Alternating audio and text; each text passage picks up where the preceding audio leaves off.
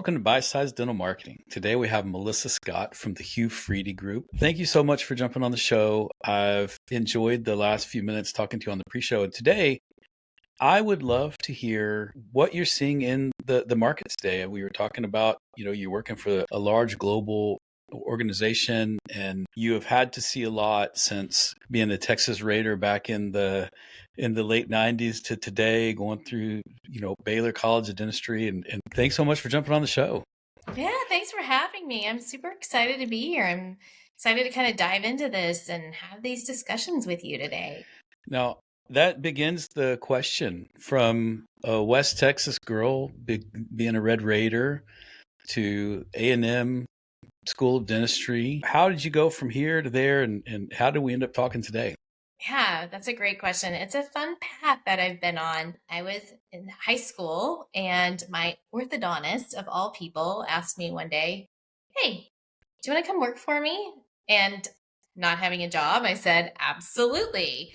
And I went to work for him and graduated high school and then worked for him while I was going to Texas Tech, getting my basic classes out of the way. And one day he came up to me and he said, "So what are you going to do? What's your major? What is your plan?" And I said, "I don't have a plan." And so he said, "You know what you're going to do? You're going to go to dental hygiene school. That would be a great career for you. I think you should do this."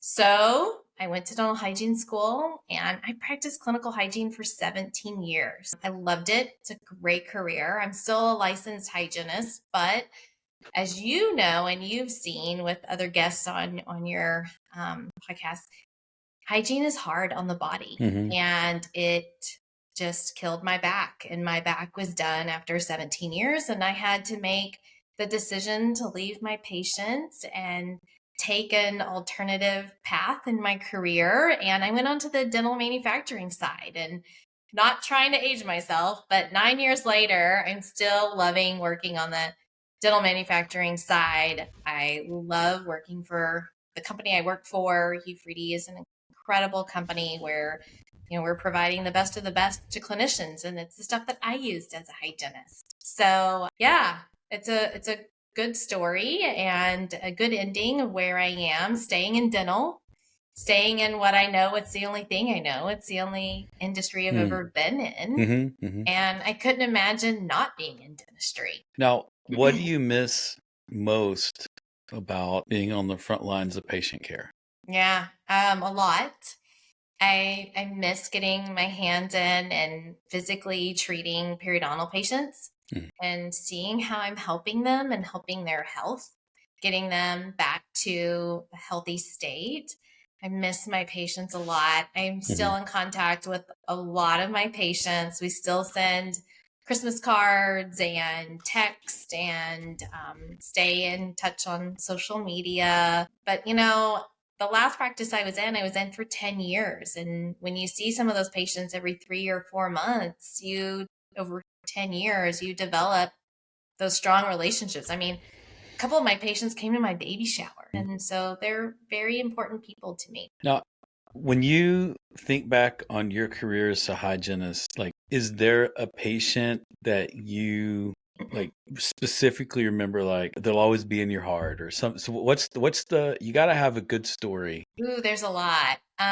One who I still keep in touch with, when I called him to let him know that I was making a change and, this is what was going on, he offered to purchase a dental chair for his house so that I would come clean his teeth in his house so that he wouldn't lose me.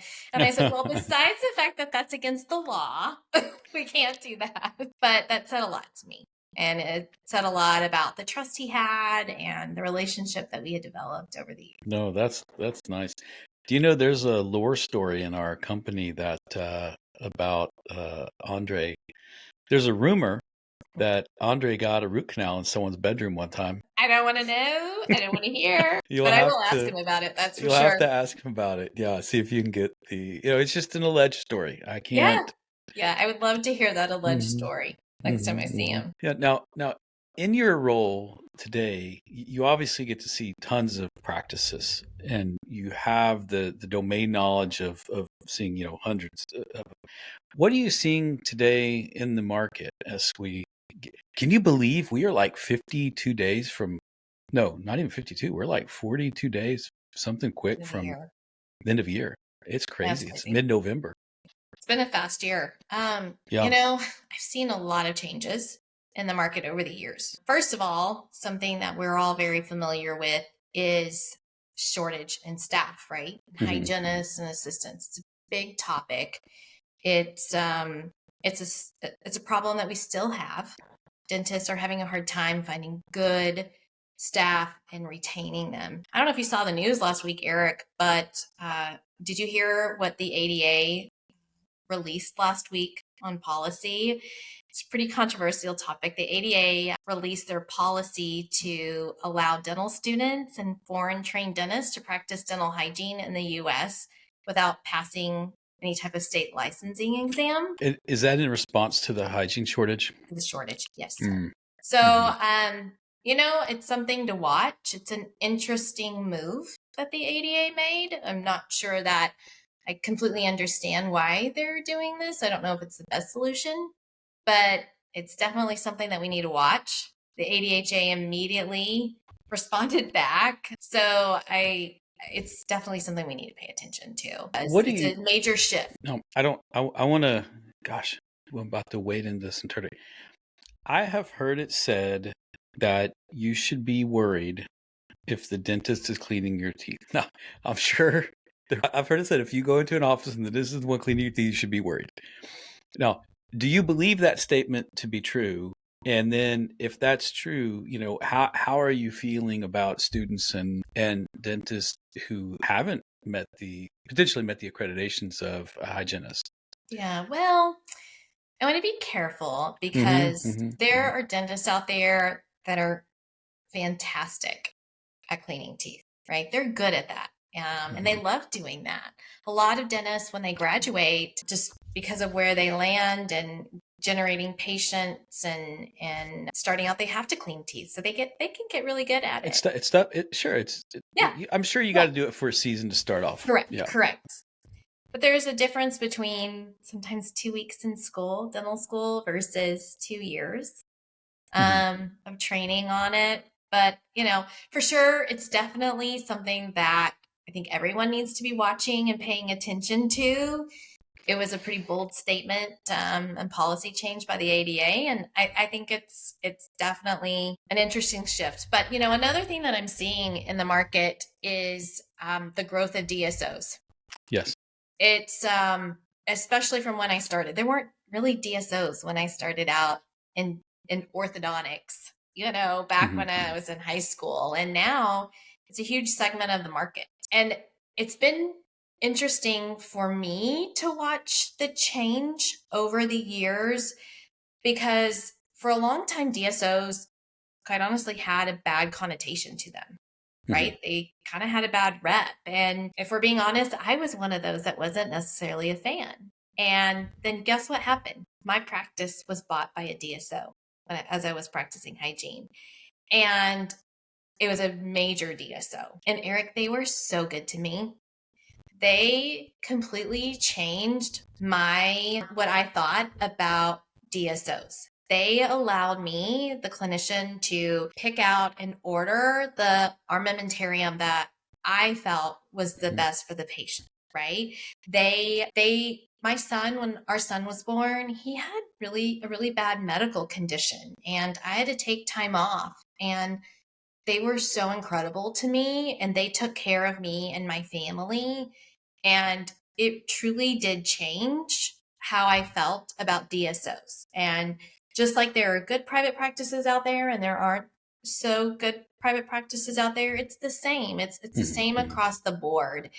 These DSOs, they're providing health insurance for their employees. They're providing retirement and sick leave and vacation. And I'm seeing more and more DSOs, they're allowing clinician autonomy and the purchasing power, and they're letting them just take care of the patient. And then the DSO is helping out on the business side. And so my feelings towards DSOs have changed so much so that now I've shifted in my career, and that's who I'm working with now, with my company. So quite a bit of change and growth in the DSOs. I'll tell you, we have a DSO. It's interesting talking about the shortage, dental hygienists in the industry. We have some DSOs who are actually using companies, especially like us, as part of their recruiting. So when they're at national hygiene meetings at their booths, they're using our instruments to show the hygienist, look, this is what we allow our hygienists to use. They get to use the best of the best. Here's here's a free instrument. I mean, it's just they're seeing that that's part of retaining and recruiting clinicians is providing them the best stuff. So big shift and big change. It's true. It's a huge shift. The DSO have increased in sophistication, and they've increased in the care they provide to the employees in that ways, and they've got it figured out. I mean, the DSOs are not struggling as much in the market because they are willing to pay a higher salary. They are willing to provide benefits, and I have found that many of the private practitioners, because they're so used to their payroll being 28% or a very specific line item that do not go over 30 or whatever it may be, they're very rigid and slow to change because a DSO sees retention and patient satisfaction as an investment, to where oftentimes a private dentist will see a hygienist making more money as an expense instead of an investment. And that's a tough way to compare how a DSO is investing money in people versus an expense. Right. That's the saying, right? Like, everyone in your life is either an investment or an expense. You need to choose. And it is the DSO community, as you said, the well ran. They are raising the bar of how we need to engage employees and recruit potential employees. It's been a massive shift over the last 2 or 3 years. Yeah, for sure. Now, when you look at the DSOs today, and I know you mentioned recruiting and things, what other areas are you seeing them evolve into, out of that old style of DSO 6, 7, 8, 10 years ago to today? Well, good question. So a couple things. They're providing more and more technology. That's a big one. A lot of times private practices they don't have the money to purchase the technology. And I'm seeing quite a bit of technology in these DSOs. And really, I believe when DSOs first started, there was more parameters on how patients were treated, how the procedures were done, that kind of thing. And now they've really shifted back to allowing that clinician to treat the patient, how that clinician knows how to treat the patient. And they're focusing more on the business side and helping on that segment. And that wasn't necessarily the case early on when DSOs first came into the industry. And I've seen that shift of taking a step back and let clinicians be clinicians, which is how it should be. I mean, you'd hope so. I can go online and find anything. Yeah. I can, from Reddit to Google to anything, there's so many sources of information. How has the last few years changed how dentists are evaluating what supplies to buy, what equipment? You have a massive portion who feel they're have enough domain knowledge to go online and buy everything themselves online. Even other organizations, 10 years ago, Shine used to have someone out every week to every practice, I think. How is that changing dentistry, the supplies and the equipment in getting into 2025? Yeah. It's a great conversation. It's a great topic to discuss. The dentists, this new generation of dentists, to your point, they pride themselves in doing the research. And a lot of times they are making good decisions online.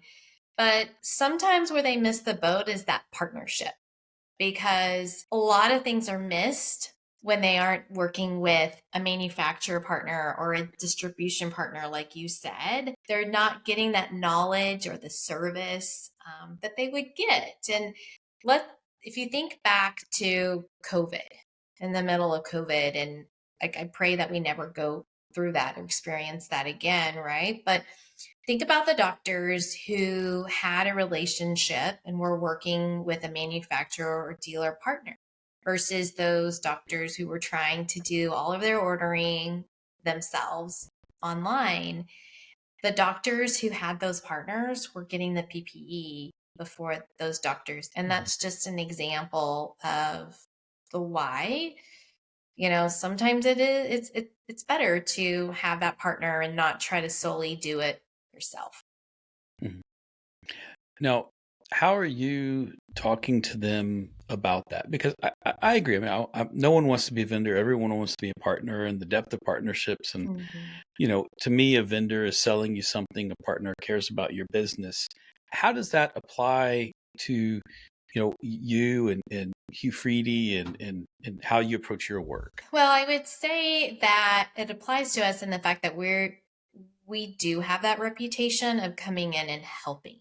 Mhm. Right? We come in and we put in systems and we help put in organization and back, and set these doctors up for success. And from the very root beginning, where they're building that new practice, that new startup, and then they understand where that value comes in and where we're helping them versus just come in, sell something, and move on Mhm, to the mhm, next mhm. person. Now, that gets me to my next question for you. When you think about a startup, Mhm. what are your like go-to just you got to do this. No matter what happens, this is it can be the best thing, the most underrated thing. What are you telling them? Oh my gosh, how much time do you have? I have so much time. Infinite. Okay, so this is what I love. I love helping with startups, whether it's with private practice or de novo for a DSO.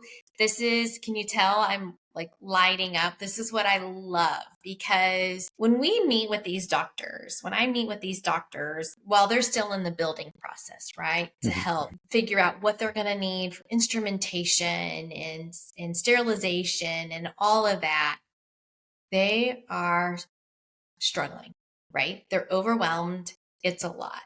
And so what we talk about is systems.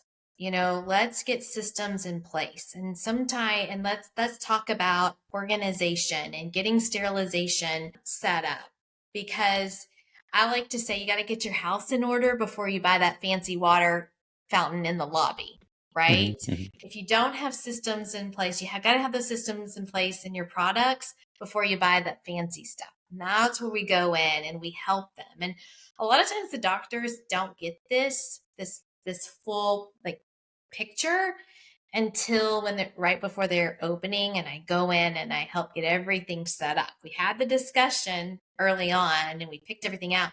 But then when we're going in and we're setting up those systems and implementing them, that's when they have their aha moments. When we talk about these systems, we talk about that transient staff that we talked about earlier and the mhm, lack of staff. And we want to make their practices, the systems in place to where no matter who comes in, whether it's a temp or a new staff member, everybody's doing the same thing. It's a well-oiled machine. We want sterilization set up for success. I like to say sterilization is the heart of the practice. If there's chaos in steri, there's chaos everywhere else. And I like to talk to the doctors I ask a doctor every time the same question. And Eric, every time I get the same answer. I ask the doctor, I bet your number one frustration is when you're in the middle of a procedure and something is missing, whether it's an instrument or some material, and you have to stop the procedure and your assistant has to get up and leave and go hunt down that missing item. And the doctor every single time shakes mhm, their mhm, head. mhm. And why is that a problem? Well, what happens when that assistant gets up out of the chair to go start digging through drawers and sterilization? Front desk comes up. and says, hey, do you have a minute? Can you look at the schedule with me? There's an emergency patient. I need to get worked in and I don't know where to put them. Can you help me? So then the assistant helps them do that. And then the assistant finally finds what they need and they leave the sterilization area and Mrs. Jones is walking down the hall. And she just got back from that trip of a lifetime and she can't wait to tell you all about it. Tell that assistant all about it. And guess what's going on this whole time? The doctor's in the op just waiting, right?